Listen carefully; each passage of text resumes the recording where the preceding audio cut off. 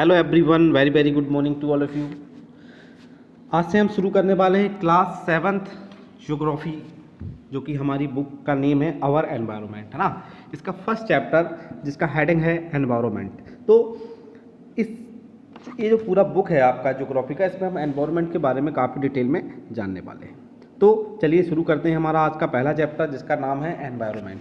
तो देखिए, इस चैप्टर में हम क्या जानने वाले हैं, एनवायरनमेंट में कौन कौन सी चीज़ें होती हैं, है ना, और कैसे ये लोगों के रहने के लिए यूज़फुल है ना, क्या इसकी रिक्वायरमेंट है वगैरह वगैरह। तो देखिए, चैप्टर की शुरुआत होती है एक छोटी सी कहानी से, स्टोरी से। एक बच्चा रहता है, ठीक है, रवि नाम का। तो वो क्या करता है, जिस स्कूल में पढ़ता है तो उसके आसपास एक प्लेग्राउंड हुआ करता था, है ना। तो वो प्लेग्राउंड में बढ़िया खेलते थे, मज़े करते थे बच्चे, है ना। तो अब समर वैकेशन आ जाती हैं और रवि कुछ दिनों के लिए बाहर चला जाता है। अब कुछ दिनों के बाद जब वो घर से अपने जहाँ से भी जाता है, रिलेटिव्स या वैकेशंस पे, जब लौट के वापस आता है और अपने स्कूल आता है, तो देखता है कि जो प्लेग्राउंड था वहाँ पे कंस्ट्रक्शन वर्क स्टार्ट हो रहा है ना। अब कंस्ट्रक्शन वर्क जब स्टार्ट होता है तो रवि को बहुत बुरा लगता है, उसके आंख में आंसू आ जाते हैं, क्योंकि वो जो प्लेग्राउंड था उससे उसकी काफ़ी यादें जुड़ी हुई थी, वहाँ पे वो खेलता था। तो वो आसपास के लोगों से पूछता है कि ये प्लेग्राउंड क्यों, यहाँ पे गड्ढा क्यों कर दिया, क्यों खोद रहे, क्यों कंस्ट्रक्शन हो रहा है। तो वहाँ पे जो लोग होते हैं वो रवि को बताते हैं कि यहाँ पे फ्लैट्स बन रहे हैं, बिल्डिंग बन रही है, फ्लैट्स बन रही हैं लोगों के रहने के लिए। तो ये सुन के रवि को अपना जो सॉफ्ट ग्रास वाला जो प्लेग्राउंड था उसकी याद आ जाती है और वो रोने लगता है। और वो ये जो अपनी फीलिंग है वो अपने क्लासमेट्स के साथ भी शेयर करता है। इवन अब जब वो स्कूल में रहता है ना, तो असेंबली जब होती है, मॉर्निंग असेंबली, उस टाइम पे जो प्रिंसिपल भी बहुत सैड होते हैं ना। प्रिंसिपल भी ये देख के कि प्लेग्राउंड बच्चों का ख़त्म हो गया है, तो वो बहुत सैडली ऑब्जर्व करते हैं और बोलते हैं बच्चों के, see how our environment is changing. क्या बोलते हैं? See how our environment is changing, कि देखो बच्चों, हमारे आसपास का एनवायरनमेंट कैसे चेंज हो रहा है। In the class Ravi asked teacher what is environment, whatever you see in your surrounding, said the teacher.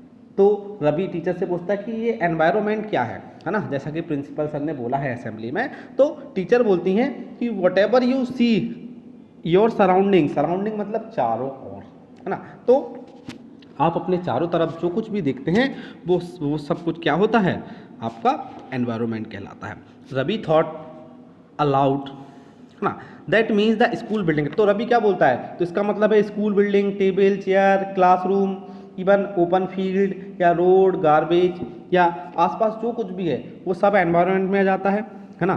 तो टीचर बोलता है यस, है ना। आपके आसपास आप जितनी भी चीज़ों को देखते हैं, चाहे वो कुछ भी हो, वो सब क्या होता है, आपका एनवायरनमेंट का पार्ट है। लेकिन टीचर उसको टोकते हुए बोलती हैं, but wait, some object are created by nature. ठीक है, अब देखिए, हम जो आसपास चीज़ें देखते हैं उनमें दो टाइप के मटेरियल्स होते हैं, ठीक है। कुछ होते हैं नेचुरल, जिनको नेचर ने हमको दिया है, हमने उनको बनाया नहीं है। फॉर एग्जांपल माउंटेन्स, क्या माउंटेन्स हमने बनाए हैं? नहीं बनाए हैं ना। प्ले ग्राउंड्स हो गए, वो भी हमने नहीं बनाए हैं, बड़े बड़े ग्राउंड्स हो गए, है ना। इसके अलावा रिवर्स, है ना, रिवर, क्या रिवर्स हमने बनाई हैं? नहीं बनाई हैं। ट्रीज, एनिमल्स, है ना। तो ये सारी चीज़ें क्या होती हैं? नेचुरल होती हैं, है ना। और दूसरा होता है क्या? Man made. कुछ चीज़ें लोगों ने बनाई हैं, वो क्या है? जैसे रोड्स हो गए, कार्स हो गई, क्लॉथ्स हो गए, बुक्स हो गए, बिल्डिंग्स हो गए, है ना। तो ये सारी चीज़ें आपकी होती हैं मैन मेड। तो ये दो आपके अलग अलग चीज़ें हो गई जो एनवायरनमेंट में आ जाती हैं, ठीक है, natural and man made. Now work in pair, make a list with your classmate setting next to you of the creations of nature and by human beings. तो यहाँ पे आपको एक लिस्ट बनानी है जिसमें आप कौन कौन सी चीज़ें, एक साइड उन चीज़ों का नाम लिखेंगे जो मेन मेड है और एनवायरनमेंट में आती हैं, और एक साइड लिखेंगे जो नेचुरल्स हैं, है ना। अब देखिए, यहाँ पे साइड में एक थोड़ा सा और डेफिनेशन दिया है। Environment is our basic life support system, it provides the air we breathe, the water we drink, the food we eat and the land where we live, है ना। एनवायरनमेंट क्या है? हमारा बेसिक लाइफ सपोर्ट है, इसके बिना हमारा life possible नहीं है। ये हमको क्या क्या प्रोवाइड करता है? सांस लेने के लिए हवा देता है, पीने के लिए पानी देता है, खाने के लिए खाना देता है और रहने के लिए ज़मीन देता है। How do human beings modified this natural environment?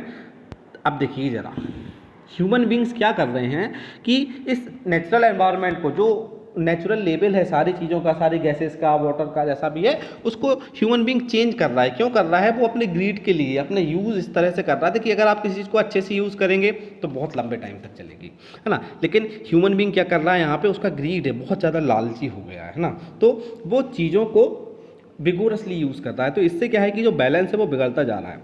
How do human being modified this natural environment? The car fumes pollute the air, है ना। अब कार फ्यूम्स क्या होता है? कार से निकलने वाला जो मटेरियल होता है ना, यहाँ पे पढ़ रहे हैं अपन। तो कार से जो एग्जॉस्ट निकलता है, धुआं निकलता है, उसकी वजह से क्या हो रहा है? हवा पॉल्यूट होती है। Water is collected in a pot, food is served in vessel and land is use to build factories. देखिए जो फैक्ट्रीज़ वगैरह हैं, है ना, फैक्ट्रीज से भी क्या होता है? फैक्ट्रीज आपका एयर पॉल्यूशन करते हैं, उनसे बहुत सारा धुआं निकलता है, तो एयर क्वालिटी आपका डाउन होता है ना, एयर में बहुत हानिकारक केमिकल्स वगैरह मिल जाते हैं, गैसेस मिल जाती हैं।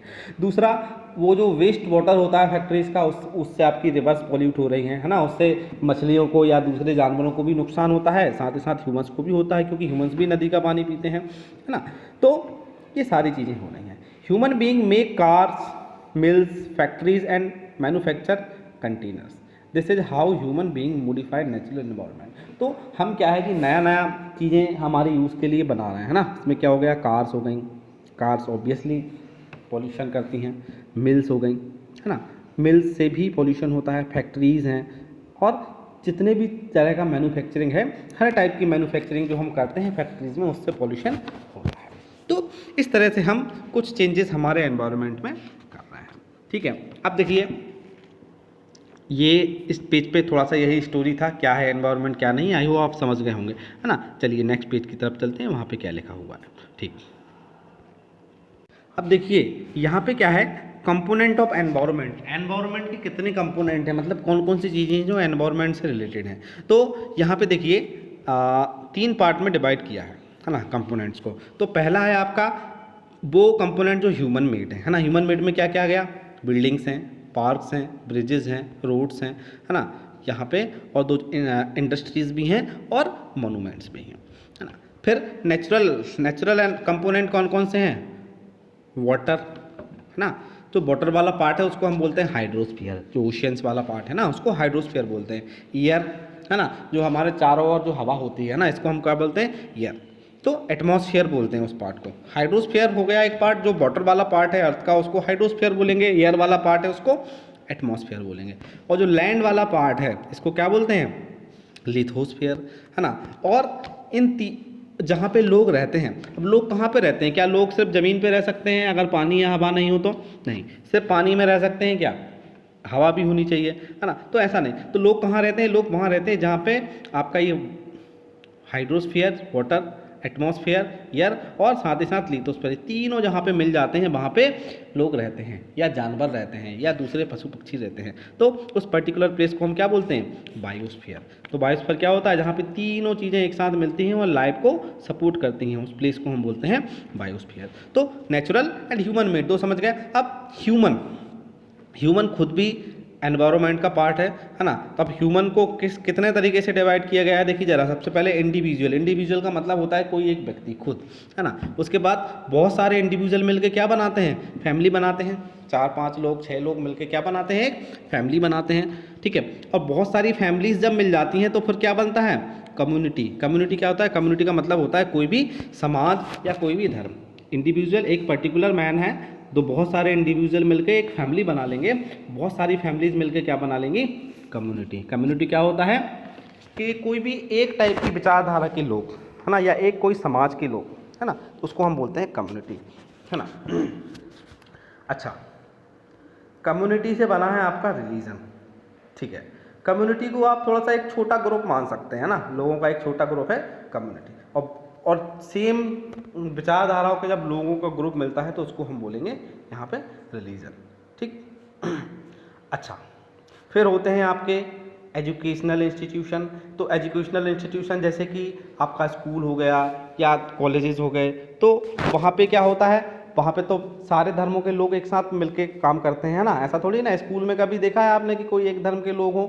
नहीं, वहाँ पे सारे धर्म के लोग एक साथ मिलके काम करते हैं, तो वो एजुकेशनल इंस्टीट्यूशन होते हैं, है ना। उसके बाद इकोनॉमिक इंस्टीट्यूशन में क्या आएंगे, देखिए कोई भी फैक्ट्रीज होती हैं, फैक्ट्रीज में देखा है आपने, कोई एक ही समाज के वर्कर हैं या एक ही धर्म के लोग काम कर रहे हैं, एक ही कम्युनिटी से बिलोंग करना, नहीं, वहाँ पे भी सब लोग एक साथ काम करते हैं, जहाँ पे अर्निंग की जाती है ना। उसके बाद हो जाता है आपका पॉलिटिकल सिचुएशन। तो पॉलिटिकल सिचुएशन का मतलब है कोई एक कंट्री की बात कर रहे हैं या एक कोई जोग्राफिकल बाउंड्री है, ठीक है, काफ़ी ब्रॉड है, वहाँ पे अलग अलग टाइप के लोग रहते हैं। तो ये हो गया आपका ह्यूमन एनवायरनमेंट का पार्ट। क्या क्या है, इंडिविजुअल, फैमिली, कम्युनिटी, रिलीजनियस, एजुकेशनल, है ना, और इकोनॉमिक और पॉलिटिकल।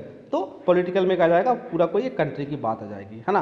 कंट्री में देखो कितने टाइप के लोग होते हैं, अलग अलग रिलीजन के लोग होते हैं, अलग अलग धर्म के लोग होते हैं, अलग अलग विचारधारा के लोग होते हैं, बट ओवरऑल वो क्या कहलाते हैं, एक ही देश के नागरिक कहलाते हैं, है ना। ठीक, अब थोड़ा सा और आगे चलते हैं।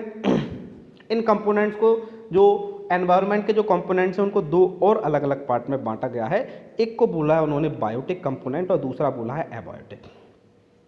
The word of living organism example plant. तो बायोटिक का मतलब होता है वो एनवायरनमेंट के वो पार्ट जो लिविंग है, जिसमें लाइफ है कहीं ना कहीं पे, है ना, क्या है, जहाँ पे लाइफ है ना, वो जिंदा है ना। और एबायोटिक कंपोनेंट कौन से हैं, जिनमें लाइफ नहीं है। तो लाइफ वाले कंपोनेंट कौन से हैं, एग्जांपल के लिए प्लांट्स हो गए, प्लांट्स में लाइफ होती है ना, ग्रोथ होती है ना, लाइफ भी होती है।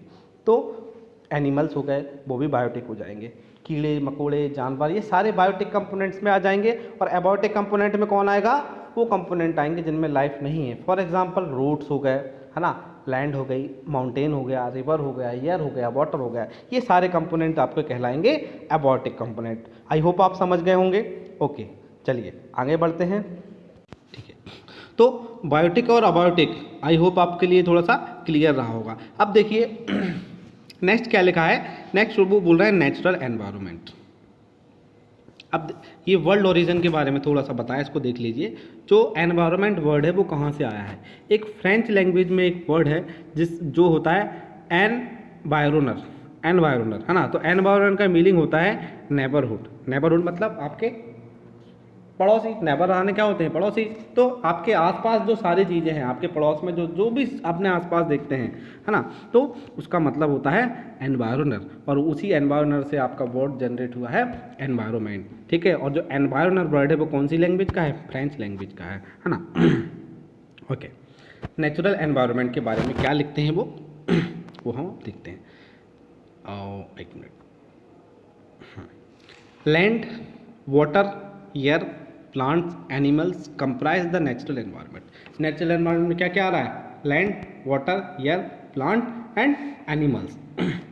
You are familiar with the meaning of lithosphere. अब देखिए यहाँ पे कुछ चीज़ें आती हैं, क्या क्या हैं, lithosphere, hydrosphere, atmosphere and biosphere.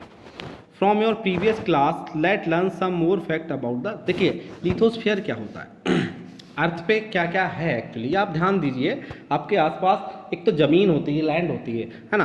दूसरा पानी वाला पार्ट होता है, कहीं तालाब है, कोई रिवर है या ओशियन है ना। तीसरा आपके चारों ओर हवा होती है ना, एयर होती है, जिसको हम बोलते हैं एटमॉस्फेयर। तो जो ज़मीन है ना, जो लैंड पार्ट है ना इस अर्थ का, उसको हम बोलेंगे lithosphere. Lithosphere is the solid crust और द हार्ड टॉप लेयर। ये क्या है, सॉलिड क्रस्ट है, सॉलिड यानी hard, top layer of the अर्थ, है ना। अर्थ की जो ऊपरी लेयर जिस पे हम रहते हैं उसको बोलते हैं lithosphere. It is made up of rocks, किन किन चीज़ों से बनी है, रॉक्स एंड मिनरल्स, बहुत सारे मिनरल्स भी होते हैं, है ना, मैग्नीशियम, एल्यूमिनियम वगैरह वगैरह, and covered by thin layer of soil. It is an irregular surface with various landforms such as mountains. अब देखिए जरा क्या बोल रहे हैं, जो लिथोस्फीयर क्या है, जो अर्थ का ऊपर का टॉप लेयर है ना, जो किन किन चीज़ों से बना है, हार्ड रॉक से बना है, साथ ही साथ मिनरल से बना है, और वो उसमें बहुत सारी मिट्टी भी है, सॉइल से कवर्ड है, ठीक है। इसको हम लिथोस्फीयर बोलते हैं। अब लिथोस्फीयर को अगर हम डिवाइड करें तो ऐसा नहीं है कि लिथोस्फीयर बिल्कुल फ्लैट है, यार तो गोल है ना। तो लिथोस्फीयर भी गोल है, पर साथ ही साथ ऐसा नहीं है कि बिल्कुल गोल है और प्लेन टाइप का गोल है, नहीं। यहाँ पे अलग अलग लैंडफॉर्म्स हैं, कहीं पे ऊंचा है, कहीं पे नीचा है, कहीं टेबल टॉप स्ट्रक्चर है ना। तो कौन कौन से स्ट्रक्चर वहाँ पे पाए जाएंगे, माउंटेन्स पाए जाएंगे, प्लेन्स पाए जाएंगे, वैलीज पाई जाएंगी, है ना। तो ऐसे अलग अलग लैंडफॉर्म लिथोस्फीयर पे पाए जाते हैं। Landforms are found over the continent and also on the oceanic floor. अब देखिए ये जो लैंडफॉर्म्स हैं, जो माउंटेन्स, प्लेट्यूज या प्लेन्स हैं, वो ऐसा नहीं है कि सिर्फ ज़मीन पे ही पाए जाते हैं। जो ओशियन, समुद्र का नीचे का जो फ्लोर है, वहाँ पे भी अलग अलग लैंडफॉर्म्स पाए जाते हैं। Lithosphere is the domain that provides us forest, grassland for grazing, land for agriculture and human settlement. It is also a source of mineral wealth. अब लिथोस्फीयर से हमको क्या क्या मिलता है ना, क्या क्या मिलता है लिथोस्फीयर से हमको? फॉरेस्ट, ऑब्वियसली फॉरेस्ट कहाँ पे है? ज़मीन पर ही है। ग्रास लैंड्स फॉर ग्रेजिंग, जो घास के मैदान होते हैं बड़े बड़े, जहाँ पे पशुओं को या एनिमल्स को चराने के लिए जो यूज होती है ग्रीजिंग लैंड, वो हमको मिलती है ना। एग्रीकल्चर, खेती करने के लिए ज़मीन भी हमको लिथोस्फीयर से ही मिलती है। और ह्यूमन सेटलमेंट्स, इंसान को रहने के लिए जगह भी कहाँ है? आपको लिथोस्फीयर से ही मिलती है। और it is also a source of mineral wealth, जो मिनरल्स होते हैं, है ना, सोना, चांदी, आयरन वगैरह वगैरह, वो सब हम कहाँ से निकालते हैं? वो भी हम लिथोस्फीयर से ही निकालते हैं। ठीक, अब देखिए एक डायग्राम दिया है, डोमेन्स ऑफ द एनवायरनमेंट। तो डोमेन्स मतलब पार्ट ही है ना, एनवायरनमेंट के क्या क्या पार्ट हैं? ये तो हो गया आपका ज़मीन, लैंड वाला पार्ट, है ना, जिसको हम बोलते हैं लिथोस्फीयर, है ना। ये हो गया आपका लिथोस्फीयर, ये भी लिथोस्फीयर है ना, ये भी लिथोस्फीयर है ना, ये सारा लैंड पार्ट है ना, ये लिथोस्फीयर है। इसके बाद ये हो गया आपका एटमॉस्फेयर, हवा वाला पार्ट, है ना, ये साथ ही साथ ये हो गया हाइड्रोस्फीयर। और ये तीनों जब मिल जाते हैं तो वहाँ पे क्या एग्जिस्ट करती है? लाइफ एग्जिस्ट करती है ना, और उसको हम बोलते हैं बायोस्फीयर। ओके, ठीक है, तो आई होप आप समझ गए होंगे बायोस्फीयर क्या है, सिंपल वर्ड में, जहाँ पे लिथोस्फीयर, एटमॉस्फेयर एंड हाइड्रोस्फीयर तीनों मिलते हैं और लाइफ को सपोर्ट करते हैं, उस पर्टिकुलर एरिया को हम बोलते हैं बायोस्फीयर, है ना। समझ गए? ठीक है। देखिए फिर से यहाँ पे वही लिखा है, the domain of water is referred to as hydrosphere. It comprise various sources of water and different types of water bodies like river, lake, seas, oceans etcetera. तो हाइड्रोस्फीयर में क्या किया जाएगा? वो सारा प्लेस जहाँ पे वाटर पाया जाता है। और वो कौन कौन सी बॉडीज हैं? वाटर बॉडीज, रिवर हो गई, लेक्स हो गई, सी हो गए, ओशियंस हो गए, है ना। सी और ओशियंस में क्या फर्क है? अगर आपको नहीं पता तो कमेंट कीजिएगा, मैं वीडियो बना दूंगा। It is essential for living organism. और एटमॉस्फेयर क्या है? Atmosphere is the thin layer of air that surround the earth the, ठीक है, तो ये हमारी गोल अर्थ है ना, इसके चारों तरफ जो हवा की जो लेयर है, एयर का लेयर है, उसको हम बोलते हैं atmosphere. The gravitational force of the earth hold the atmosphere around it. अब देखिए ये जो हवा है हमारे चारों तरफ, ये ऐसा क्यों नहीं होता कि अर्थ को छोड़ के निकल जाए? जा सकती है ना सोचने वाली बात है। तो यहाँ पे जो अर्थ की जो ग्रेविटेशनल फोर्स होता है, ग्रेविटी होती है, वो इस एटमॉस्फेयर को होल्ड करके रखती है, उसको जाने नहीं देती है ना। इस वजह से जो एटमॉस्फेयर वो बाउंडेड है अर्थ से। ठीक है, समझ गए? ठीक है, चलिए आगे बढ़ते हैं। आगे क्या लिखा हुआ है?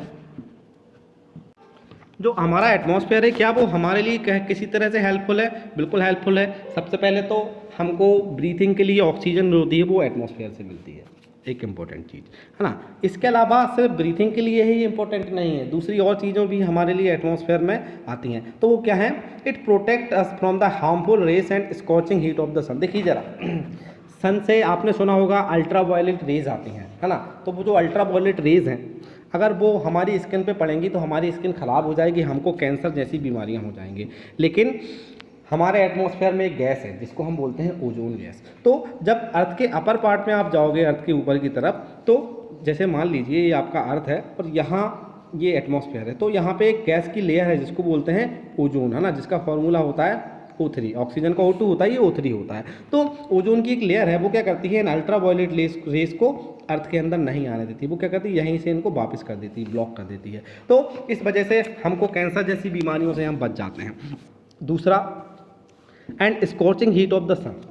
सन से जो रेज आती हैं, है ना, उसमें देखिए सन में अलग अलग टाइप की रेज होती हैं। जो हीट, गर्मी देने वाली रेज अलग होती हैं, लाइट देने वाली रेज अलग होती हैं, है ना। अल्ट्रा वायलेट रेज वगैरह वगैरह अलग अलग टाइप की रेज होती हैं जो कि हमको दिखाई नहीं देती हैं, पर सब कॉम्बिनेशन होता है। तो जैसे ओजोन लेयर्स ने कौन सी रेज को बैक कर दिया है, तो उसने आपका अल्ट्रा वायलेट रेज को वहीं से लौटा दिया है, जिसकी वजह से हम कैंसर जैसी बीमारियों से बच गए हैं, स्किन बीमारियों से बच गए हैं। अब जो एयर होती है, जो CO2 वगैरह होती है या दूसरी एयर्स हैं, वो क्या करती हैं, सन से जो हीट आती है बहुत सारी, तो उसमें से बहुत सारी हीट को ना ऊपर ही ट्रैप कर लेते हैं अपने आप में और उसको नीचे नहीं आने देते हैं। तो इसकी वजह से क्या है कि बहुत ज़्यादा गर्मी आपको नहीं लगेगी, है ना। आप ऑब्जर्व करेंगे, अगर आप पहाड़ों पे जाएंगे, माउंटेन्स में जाएंगे बहुत ज़्यादा हाइट पे, तो आपको बहुत गर्मी लगेगी वहाँ पे, है ना। ठंड भी होती है पर धूप बहुत तेज़ लगती है वहाँ पे। सनबर्न हो जाता है, आपकी स्किन जलने का चांस रहता है। उसका कारण क्या है? क्योंकि जब आप ऊपर जाते हैं तो एटमॉस्फेयर पतला हो जाता है ना, तो आपको बहुत तेज़ धूप लगने लगती है। जबकि अगर आप अर्थ पे हैं, नीचे हैं एरिया में, तो वहाँ पे आपको उतनी तेज़ गर्मी नहीं लगेगी। जो एटमॉस्फेयर होता है वो हीट को एब्जॉर्ब कर लेता है ऊपर ही, नीचे तक पूरी हीट नहीं आने देता, है ना।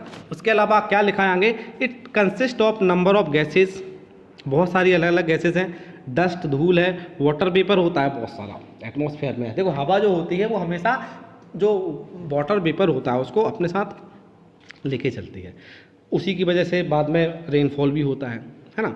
The changes in the atmosphere produce change in the weather and climate. आप देखिए जरा, एटमॉस्फेयर में अगर कुछ चेंजेस होगा, जैसे मान लीजिए जो गैसेस का कंपोजिशन है उसमें कोई चेंजेस होगा, कितना धूल होना चाहिए, कितना वाटर वेपर होना चाहिए, तो ये कंपोजिशन अगर चेंज होता है तो आपके आसपास का जो वेदर है, मौसम है, वो भी चेंज हो जाता है ना। ये सारी चीज़ों में आपको बदलाव देखने को मिल जाएगा। Plant and animal kingdom together make biosphere और द लिविंग वर्ल्ड। ठीक है, बायोस्फीयर क्या है? प्लांट, एनिमल और आपका जो लिथोस्फीयर, एटमॉस्फेयर एंड हाइड्रोस्फीयर, ये सब मिलके क्या बनाते हैं?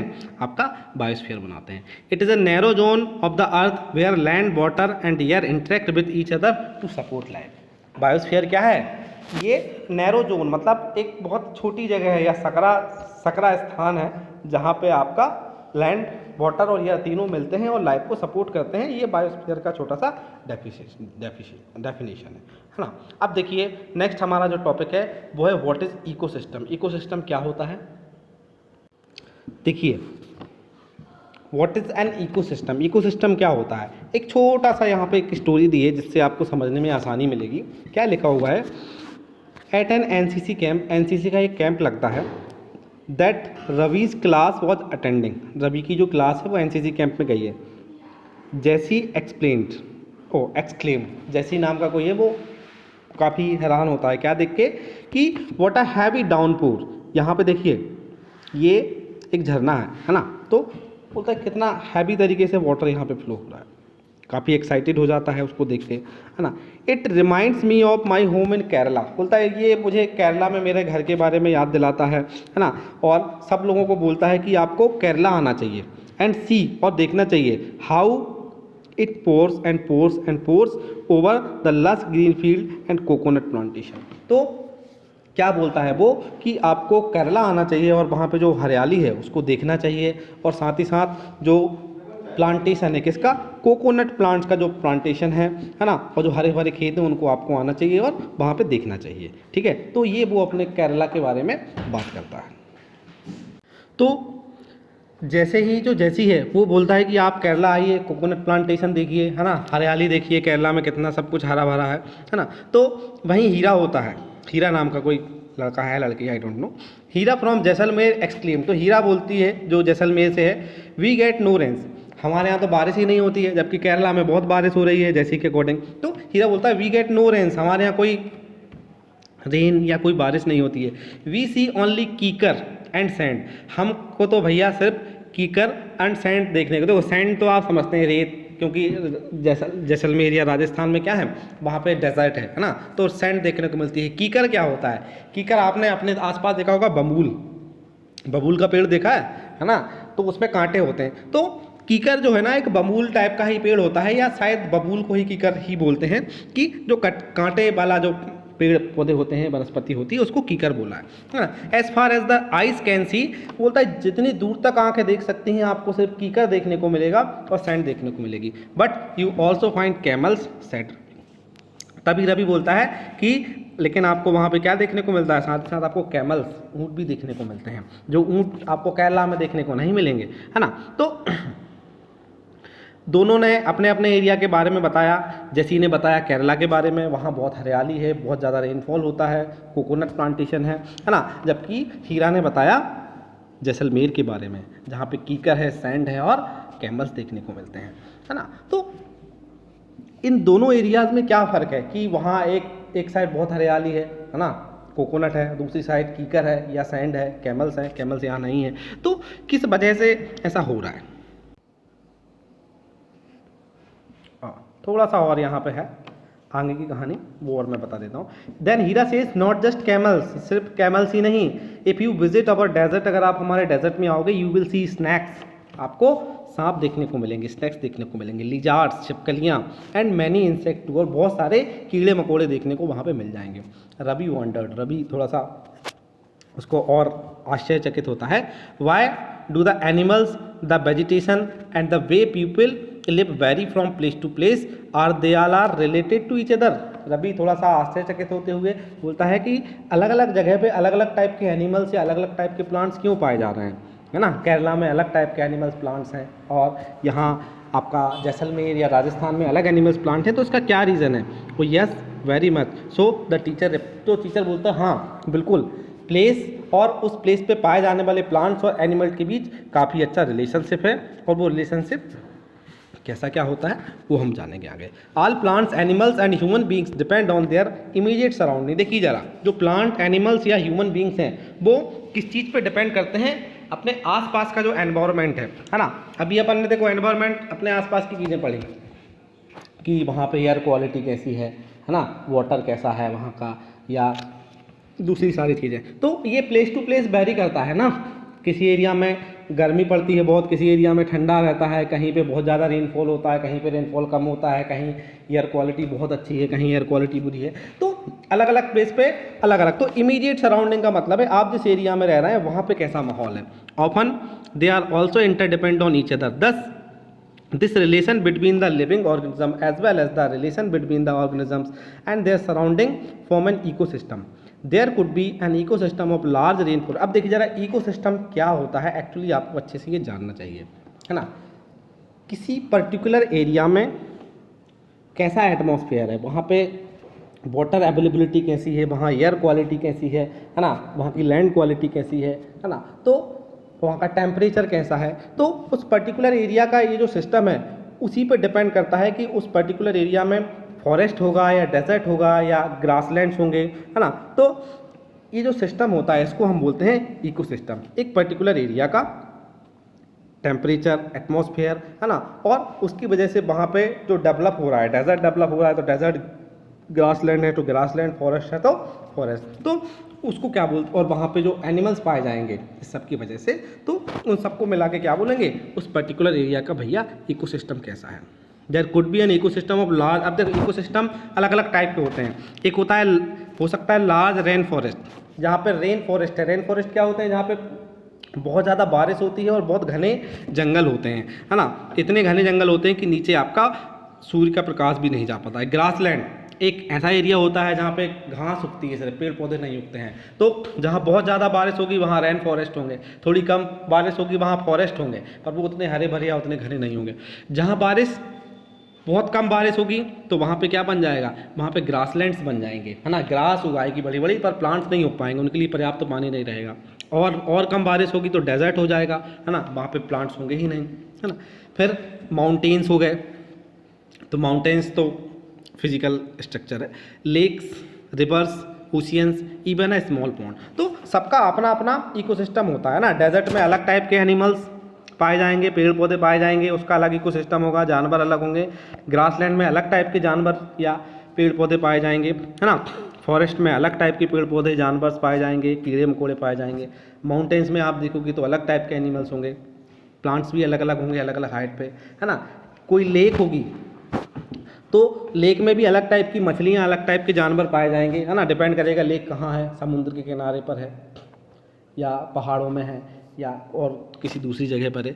नदी, रिवर्स में भी अलग अलग टाइप के एनिमल्स या जानवर पाए जाते हैं। वो डिपेंड करता है कि उस रिवर का वाटर कैसा है ना। ओशियंस के साथ भी सेम है। इवन अ स्मॉल पॉन्ड, छोटा सा एक तालाब है तो वो भी अपने सराउंडिंग पे डिपेंड करता है, उसका जो इकोसिस्टम है वो आसपास के एटमॉस्फेयर के अकॉर्डिंग ढल जाता है। Do you think the park in which Ravi and his friend played formed an ecosystem, क्या कोई पार्क का अपना इकोसिस्टम हो सकता है, बताइए।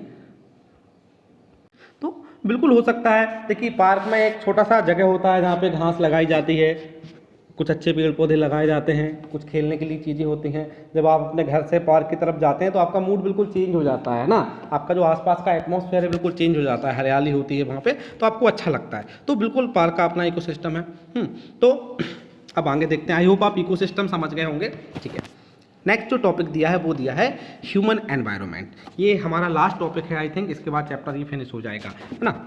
क्या लिखा हुआ है, human being interact with the environment and modified according to their need. Human being क्या करता है, जो एनवायरनमेंट उसके साथ इंटरेक्ट करता है, बिल्कुल करता है। कैसे, नदी से पानी ले रहा है ना, घर बनाने के लिए ज़मीन को खोद रहा है, उस पर बिल्डिंग्स बना रहा है बड़ी बड़ी, या फिर सांस लेने के लिए हवा का यूज़ कर रहा है, या यहाँ वहाँ जाने के लिए कार का यूज़ कर रहा है जिससे एयर पोल्यूशन हो रहा है, या मैन्युफैक्चरिंग कर रहा है चीज़ों की, उससे वाटर पोल्यूशन हो रहा है। तो अपनी ज़रूरतों को नीड्स को फुलफिल करने के लिए वो एनवायरनमेंट में चेंज कर रहा है। Early human adapted themselves to the natural surrounding. देखिए, पुराने ज़माने का जो आदमी था, इंसान था, है ना, वो खुद को एनवायरनमेंट के अकॉर्डिंग रखता था। जैसा एनवायरनमेंट होता है ना, उसके अकॉर्डिंग वो मॉडिफाइड हो जाता था। Early humans adopted themselves to the natural surrounding.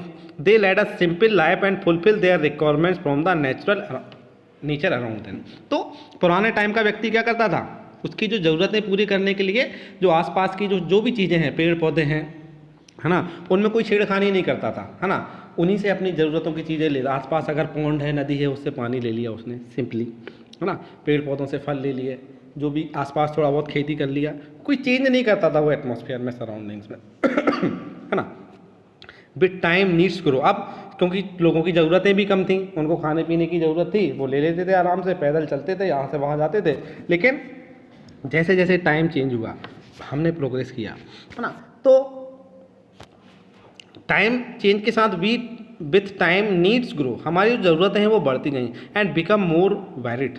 Human learn new ways to use and change environment. तो जो ह्यूमन है, इंसान ने क्या सीखा, उन्होंने चीज़ों को नए तरीके से यूज़ करना सीख लिया, है ना, और उस नए तरीके से यूज़ करने के चक्कर में वो एनवायरनमेंट में उसने चेंजेस करना चालू कर दिए। दी लर्न टू ग्रो क्रॉप्स, उसने खेती करना सीखा। पहले जो पेड़ पौधे आसानी से उगते थे, उन्हीं से वो अपनी ज़रूरतें पूरी करता था, और अब क्या हो रहा है, वो क्रॉप्स उगा रहा है, फसलें उगा रहा है। डोमेस्टिकेट एनिमल्स, पहले जानवर ऐसे ही घूमते रहते थे, उनसे अपनी ज़रूरत की चीज़ ले लिया करते थे, लेकिन अब क्या कर रहे हैं, उनको पाल रहे हैं, है ना, घर पे रखते हैं। And lead a settled life, और पहले वो घूमते फिरते रहते थे, जहाँ पे जो मटेरियल मिलेगा वहाँ से ले लेते थे।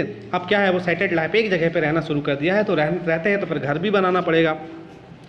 The wheel was invented, surplus food was produce. अब व्हील, जो पहिया है, उसका आविष्कार हो गया, उसकी वजह से वो चीज़ों का यहाँ से वहाँ ट्रांसपोर्टेशन होने लगा, है ना। साथ ही साथ जो सरप्लस, बहुत ज़्यादा अमाउंट में वो खाने को स्टोर करके रखने लगे हैं, है ना, उसको बेचने लगे हैं, है ना, उसको दूसरे लोगों को देते हैं, है ना। कॉमर्स पर्पस से भी चीज़ों का हमने क्या किया है, व्यवसायीकरण कर दिया है, इंडस्ट्रियलाइजेशन कर दिया है ना। हम चीज़ों से अब खुद की ज़रूरत के लिए नहीं कर रहे हैं, है ना, खुद की ज़रूरत से ज़्यादा हम क्रॉप प्रोडक्शन कर रहे हैं, उसको उगा रहे हैं और दूसरे लोगों को बेच भी रहे हैं।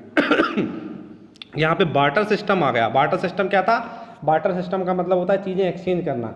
कोई फूड, किसी के पास फूड है, किसी के पास क्लॉथ्स है ना, आप फूड ले लो और मुझे क्लॉथ दे दो, तो इस सिस्टम को क्या बोलते हैं, बार्टर सिस्टम या वस्तु विनिमय। तो क्या क्या बार्टर सिस्टम भी चालू हो गया। बार्टर सिस्टम ने क्या हुआ, चीज़ों का प्रोडक्शन लेवल बढ़ा दिया, है ना, क्योंकि लोग अब क्या कर रहे हैं, एक दूसरे से एक्सचेंज कर रहा है। एक कोई व्यक्ति एक ही टाइप का मटेरियल बना रहा है और फिर दूसरों से एक्सचेंज करके ज़रूरत की दूसरी सारी चीज़ें वो खुद अपने लिए जमा कर लेता है, ठीक है, और प्रोडक्शन को लार्ज लेवल पे कर रहा है। अब देखिए यहाँ पे ट्रांसपोर्टेशन के जो तरीके हैं वो भी काफ़ी बदलाव आया है, तो इसकी वजह से क्या हो पा रहा है, चीज़ें एक जगह से दूसरी जगह तेज़ी से ट्रांसपोर्ट हो पाती हैं, ना, यहाँ से वहाँ भेज पाते हैं। Information revolution made communication easier and speedy across the world. अब देखिए यहाँ पे टेक्नोलॉजी डेवलपमेंट का क्या फ़ायदा मिल रहा है हमको। आज हम इन्फॉर्मेशन को एक जगह से दूसरी जगह थ्रू इंटरनेट, टेलीफोन या मोबाइल की वजह से काफ़ी आसानी से यहाँ से वहाँ इन्फॉर्मेशन शेयर होती है और हमारा बिजनेस भी होता है, और हमने ट्रांसपोर्टेशन के साधन भी अच्छे से डेवलप किए हैं, तो चीज़ें यहाँ से वहाँ आसानी से जा सकती हैं। Have you ever thought why you love eating a juicy water lemon in summer and hot roasted peanuts in winter. क्या बोल रहे हैं, क्या आपने कभी सोचा है कि आप समर में वाटर लेमन खाना पसंद करते हो, और वहीं अगर आप बात करें विंटर्स की तो वहाँ पे आप रोस्टेड जो भुनी हुई पीनट्स हैं, मूंगफली है, वो खाना पसंद करते हो। अब perfect balance is necessary between the nature and human environment. Human must learn to live and use their environment in harmonious way. तो यहाँ पे उन्होंने क्या बोला है कि आप एटमॉस्फेयर के अकॉर्डिंग चलते हो, आपके आसपास जो एनवायरनमेंट है उसके अकॉर्डिंग चलते हो, है ना। गर्मियों में आपको एक्स्ट्रा वाटर की ज़रूरत होती है ना, एक्स्ट्रा फ्रेशनेस की ज़रूरत होती है, इसलिए आप कोई जूसी चीज़ या जिसमें ज़्यादा वाटर है वो खाना पसंद करते हो। और अगर आप बात करें विंटर्स की, तो वहाँ पे आपको थोड़ी सी हीट की ज़रूरत होती है ना, ठंडा एटमॉस्फेयर होता है, तो फिर वहाँ पे आप कोई रोस्टेड मटेरियल खाना पसंद करते हो। ओके, तो अकॉर्डिंग टू एटमॉस्फेयर ढलने की हमारी प्रवृत्ति होती है। ओके, नेक्स्ट क्या लिखा है, Noori a girl from Mizoram from Ravi's class often talks about the lush green surrounding of her place. lush green. तो नूरी क्या बोलती है, जब रवि को उदास देखती है रूबी, तो वो बोलती है कि तुम कभी हमारे साइड आओ। ठीक है, कहाँ से? वो मिजोरम नॉर्थ ईस्ट, बहुत ज़्यादा हरा भरा एरिया है। नॉर्थ ईस्ट में आप जाओगे तो बहुत ज़्यादा हरियाली आपको देखने को मिलेगी। इधर केरला में भी आप जाओगे तो बहुत ज़्यादा हरियाली देखने को मिलेगी। तो नूरी बोलती है कि आप कभी हमारे साइड आइए, ठीक है, मिजोरम आइए, और वहाँ पे आप देखेंगे तो आपको बहुत ज़्यादा हरियाली देखने को मिलेगी, आप खुश हो जाएंगे उसको देख के। फिर टीचर सबको बोलती है कि हाँ, जो नेक्स्ट विजिट है हॉलीडेज़ में वो हम मिजोरम की रखते हैं। ठीक है, और यहाँ पे ये जो स्टोरी है थोड़ी सी खत्म हो जाती है। तो आई होप आप देखिए इसमें आपको क्या क्या याद रखना है। तो याद रखने वाली वो चीज़ें हैं कि एनवायरनमेंट क्या है, एनवायरनमेंट के कंपोनेंट क्या क्या होते हैं, नेचुरल, होममेड, ह्यूमन, फिर बायोटिक और अबायोटिक कंपोनेंट, है ना। उसके बाद हाइड्रोस्फीयर, एटमॉस्फेयर, बायोस्फीयर, लिथोस्फीयर, ये आपको याद रखना है ना। फिर इकोसिस्टम क्या है, ये चीज़ें आपको याद रखनी है। ठीक है, उसके बाद इस चैप्टर की जो एक्सरसाइज है, what is an ecosystem, what do you mean by natural environment, what are the major component of environment, what is lithosphere, तो सॉरी ये सारा मैं आपको सेंड कर दूंगा, तो आप उसको कर लीजिएगा। ठीक है, टिक द करेक्ट मैं आपको बता देता हूँ, which is not a natural ecosystem. इसमें से नेचुरल इकोसिस्टम क्या नहीं है, तो ऑब्वियसली डेजर्ट नेचुरल है, फॉरेस्ट नेचुरल है, तो एक्वेरियम आपका यहाँ पे सही आंसर है ना। Which is not a component of human environment, human environment का कौन सा कंपोनेंट नहीं है? लैंड ऑब्वियसली है, रिलीजन और कम्युनिटी, क्या नहीं है इनमें से? यहाँ पे देखिए मैंने आपको बताया था कम्युनिटी ह्यूमन एनवायरनमेंट है, रिलीजन ह्यूमन एनवायरनमेंट, पर ये जो लैंड है ना, लैंड क्या है, वो ह्यूमन एनवायरनमेंट नहीं है, वो कौन सा है, नेचुरल एनवायरनमेंट है ना। अपन ने दो चीज़ें पढ़ी थी, मैन मेड, ह्यूमन मेड, है ना, और या नेचुरल। तो रिलीजन और कम्युनिटी ये ह्यूमंस ने बनाए है ना, लेकिन लैंड क्या ह्यूमंस ने बनाई, ये नहीं बनाई है, तो ये नहीं है। Which is a human made environment, इनमें से क्या ह्यूमन मेड एनवायरनमेंट है? माउंटेन्स हैं क्या? नहीं है, माउंटेन्स ह्यूमंस ने नहीं बनाए। सीज हैं क्या? नहीं है। और रोड यहाँ पे आ जाएंगे, हाँ ये ह्यूमन मेड है। लास्ट है which is a threat to environment, इनमें से क्या है जो एनवायरनमेंट के लिए खतरा है? ग्रोइंग प्लांट, बिल्कुल नहीं है, प्लांट तो आप उगा सकते हो ना। ग्रोइंग पॉपुलेशन या ग्रोइंग क्रॉप्स, क्रॉप्स भी उगा सकते हो, कोई प्रॉब्लम नहीं है, अच्छी बात है, प्लांट भी उगा सकते हो। तो यहाँ पे जो बी वाला जो पॉइंट है, ग्रोइंग पॉपुलेशन, जितना ज़्यादा पॉपुलेशन होगा एनवायरनमेंट पे उतना ज़्यादा लोड बढ़ता जाएगा, है ना। तो इसके बाद आपका मैच द फॉलोइंग्स है, ठीक है, तो ये आपको खुद करनी है ना। ओके, तो ये अपना चैप्टर कंप्लीट हो गया है, इसकी एक्सरसाइज मैं आपको सेंड कर दूंगा, आप खुद से भी सॉल्व करने की कोशिश कीजिएगा। Okay, thanks for watching.